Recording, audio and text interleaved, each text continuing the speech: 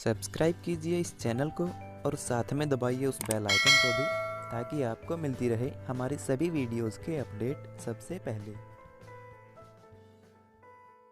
Friends, मेरा नाम है सोनू और आज की इस वीडियो में हम जानेंगे एम्प्लॉयबिलिटी स्किल्स का जो इंग्लिश लिटरेसी का पहला चैप्टर होता है, जिसमें से आपके एग्जाम में 9 नंबर के मार्क्स पूछे जाते हैं। उसमें एक टॉपिक होता है दोस्तों राइटिंग स्किल्स, यानी कि लिखने की कला। ठीक है, तो आज हम जो है इस वीडियो के अंदर राइटिंग स्किल्स के चैप्टर से जितने भी प्रश्न पूछे जा सकते हैं उन सभी प्रश्नों को यहाँ पर डिस्कस करेंगे। तो चलिए स्टार्ट करते हैं दोस्तों। पहला प्रश्न दिया गया है आपकी स्क्रीन पर, राइटिंग क्या है दोस्तों? रिसिप्टिव स्किल है, प्रोडक्टिव स्किल है, बोथ है, या फिर हम कह नहीं सकते। तो यहाँ पे आपका ऑप्शन बी सही होगा, क्योंकि लिखना क्या है, एक प्रोडक्टिव स्किल है, यानी कि जब आप लिखते हैं तो कुछ न कुछ बनाते हैं। दूसरा प्रश्न है राइटिंग आपकी कैसी होनी चाहिए? एलिजिबल, स्पष्ट होनी चाहिए, अनअट्रैक्टिव, जो अट्रैक्टिव ना हो ऐसी होनी चाहिए, अनक्लियर होनी चाहिए, मतलब स्पष्ट ना हो जो, और अंत में है डेजिबल। दोस्तों डेजिबल का मतलब होता है स्पष्ट, और इसका अपोजिट जो वर्ड है वो होता है आपका एलिजिबल। एलिजिबल का जो उल्टा होता है दोस्तों वो डेजिबल होता है। डेजिबल का मतलब होता है कि राइटिंग हमारी जो लिखाई है वो बिल्कुल स्पष्ट होनी चाहिए। तो ऑप्शन आपका दूसरे का जो सही आंसर है वो ऑप्शन डी है। अगला प्रश्न है 4 lines principle is observed in. 4 लाइनों का जो सिद्धांत है वो किस भाषा में इस्तेमाल किया जाता है? Writing Hindi letters, writing Indian language, writing English language, या फिर राइटिंग संस्कृत लेटर। आपने देखा दोस्तों, जब आप इंग्लिश के वर्ड लिखते थे पहली दूसरी एलकेजी यूकेजी क्लासेस में, तो आपने देखा होगा आप 4 लाइनों वाली कॉपी लेके आते थे जिसमें जो आप इंग्लिश के वर्ड लिखते थे।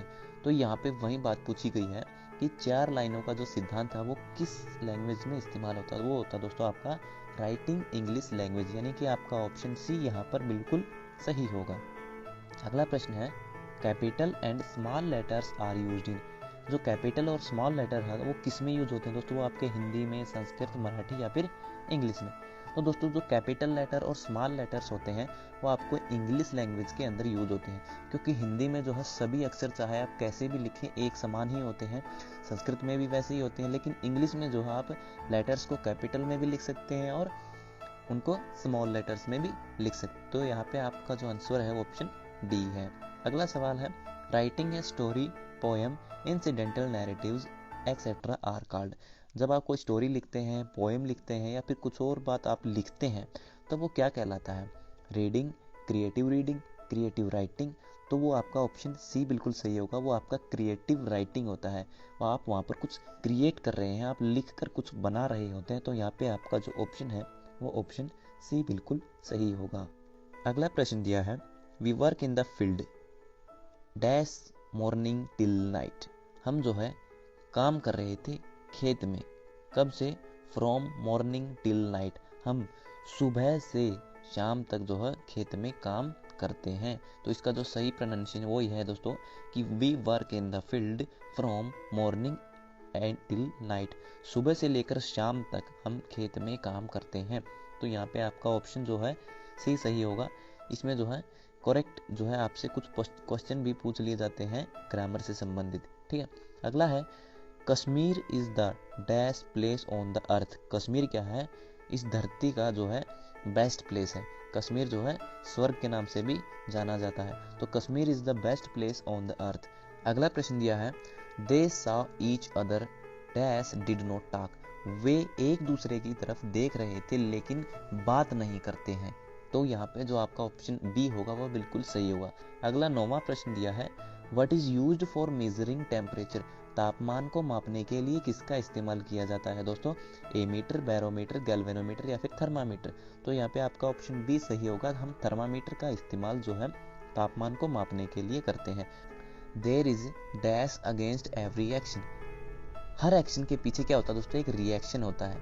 तो यहाँ पे आपका 10वें प्रश्न का जो सही आंसर होगा ऑप्शन ए। ठीक है, there is a reaction against every action. ठीक है, अगला प्रश्न है the opposite word for simple. Simple का अपोजिट वर्ड कौन सा होगा दोस्तों? सिंपल का अपोजिट होगा आपका डिफिकल्ट, क्योंकि सिंपल आसान है और डिफिकल्ट मुश्किल है। तो यहाँ पे आपका ऑप्शन डी बिल्कुल सही होगा। अगला प्रश्न है a creative art where the writer points this on wood of word is called. ठीक है, उस क्रिएटिव आर्ट को क्या कहते हैं जहाँ पर राइटर जो है कुछ जो है ऐसे पॉइंट्स को लिखता है, ठीक है, तो वो आप क्या क्या आता है, रीडिंग, लिसनिंग, राइटिंग या स्पीकिंग। तो क्रिएटिव आर्ट से आप समझ लीजिए कि क्रिएटिव यानी कि कुछ क्रिएट कर रहा है, और क्रिएट कब होता है, जब हम कुछ लिखते हैं। तो यहाँ पे आपका ऑप्शन सी बिल्कुल सही होगा। अगला 13वां प्रश्न दिया है, राइटिंग हैज़ द फॉलोइंग सब स्किल्स। लिखाई ने जब आप लिखते हैं तो उसमें निम्नलिखित स्किल्स जो है शामिल होती हैं। कौन कौन सी होती हैं? एम्प्रेसिंग इन्फॉर्मेशन, मतलब जिसमें आप इन्फॉर्मेशन को ऐड करते हैं। डेवलपिंग आइडिया, आप कोई आइडिया बनाते हैं। एम्फेसिंग ए पॉइंट, आप जो है इन्फॉर्मेशन पॉइंट टू पॉइंट लिखते हैं। और डी है आपका ऑल ऑफ दीज। तो ये चारों चीज़ें होती हैं दोस्तों आपकी राइटिंग स्किल्स के अंदर। जब आप कोई चीज़ लिखते हैं तो उनके अंदर ये तीनों चीज़ें होनी चाहिए। अगला प्रश्न है, the good writing skill is English depends on. English के अंदर जो अच्छी राइटिंग है वो डिपेंड होती है किस पर? Size of letters, neat and clean writing और लेजिबिलिटी। तो इन सभी चीज़ों पर जो है डिपेंड करती है इंग्लिश भाषा की जो राइटिंग है। अगर हम इंग्लिश में जो हम कुछ भी लिखते हैं तो उसे साफ साफ तरीके से कैसे लिख सकते हैं? सही तरीके से हम अल्फ़ाबेट लेटर्स का जो है उनका इस्तेमाल करके, ठीक है, और अच्छी राइटिंग लिख के। तो ऑल ऑफ दिस यानी कि ऑप्शन डी हमारा यहाँ पे सही है। Punctuation marks are very important in written work because. Punctuation mark जो बहुत ही इंपॉर्टेंट होते हैं लिखते समय। क्यों? They show whether the sentence is complete. वे बताते हैं कि सेंटेंस कब कंप्लीट हुआ है। They show when we stop in sentence. वे बताते हैं कि हमें सेंटेंस में कहाँ रुकना है। They show whether the sentence is a question. वे बताते हैं कि सेंटेंस में कोई प्रश्न पूछा गया है या फिर सेंटेंस एक नॉर्मल सेंटेंस है, ठीक है। और ऑप्शन डी दिया है आपका ऑल ऑफ दीज। तो पंचुएशन मार्क्स जो है हमें ये तीनों चीज़ें बताते हैं। तो हमारे यहाँ पे जो सही उत्तर है 15वें क्वेश्चन का वो है ऑप्शन डी, ठीक है। An extension to the writing paragraph is called. जब आप पैराग्राफ लिखते हैं तो उसका एक्सटेंशन नेम क्या होता है? तो उसका एक्सटेंशन नेम जो दोस्त वो होता है आपका लेटर, स्टोरी, पोएम या फिर ऐसे। तो ऑप्शन डी यहाँ पे आपका सही होगा। The aim of writing skill is. लिखने का जो लक्ष्य होता है दोस्तों वो क्या है? पास द पीरियड, समय को निकालना। Keep the student busy, student को बिजी रखना। Develop the skill of creative writing, ठीक है। तो यहाँ पे आपका ऑप्शन जो सी है वो बिल्कुल सही होगा। लिखने का जो उद्देश्य वो होता है कि develop the skill of creative writing. आपकी जो लिखने की कला है उसको बेहतर बनाना ही जो है लिखने का, राइटिंग स्किल्स का मेन मकसद होता है। अगला है, the main characteristic of letter writing is.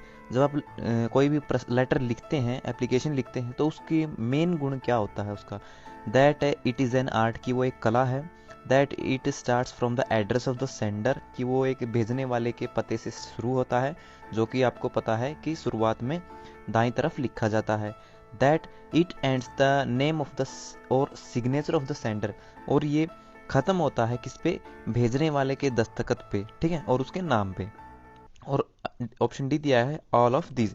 तो आप जब आपने देखा होगा लेटर लिखते हैं तो उनके अंदर ये सारी चीज़ें शामिल होती हैं। तो यहाँ पे आपका जो ऑप्शन डी है वो बिल्कुल सही होगा प्रश्न नंबर 18 का। 19वां प्रश्न दिया है, अगला 20वां प्रश्न दिया है, the main function of writing creatively, ठीक है। जब आप क्रिएटिवली मतलब कुछ बेहतर तरीके से कोई चीज़ लिखना चाहते हैं तो उसका मेन फंक्शन क्या होता है? To build weak base of the imagination. Imagination यानी कि जो झूठ की बातें हैं वो कम से कम उसमें होनी चाहिए। To build weak base of observation, ठीक है, ऑब्जर्व करने का जो बेस है वो कम होना चाहिए। To build strong base of imagination and observation, ठीक है, या फिर ऑल ऑफ दीज।